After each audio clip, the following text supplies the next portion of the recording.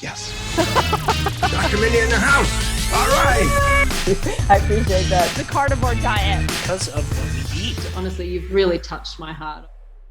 So explain the sodium myth. The first reaction our community had when we brought LMNT to them was, whoa, like, isn't that going to raise my blood pressure? Like, I feel like we have this sodium myth that needs to be debunked. Why does sodium not raise blood pressure?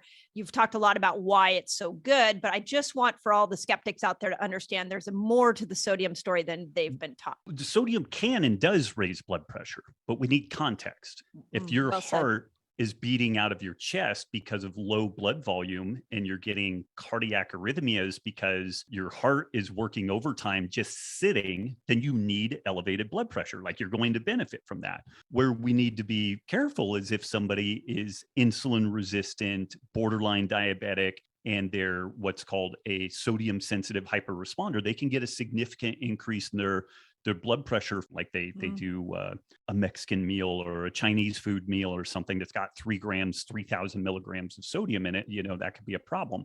But the problem isn't really the sodium. The problem is the food that the person is eating that is making them insulin resistant in the first place. One of the key benefits of both fasting and any type of a lower carb diet is that people lose a bunch of water weight. Mm-hmm. That water weight is their high blood pressure. They're literally peeing their high blood pressure away. And it's worth mentioning in this story, there've been a lot of very well-conducted studies where they will put hypertensive individuals, folks with high blood pressure, on low or no sodium diets, and their blood pressure barely comes down at all. So low sodium diets don't necessarily fix the problem. Low carb diets bring down blood pressure in most individuals with hypertension.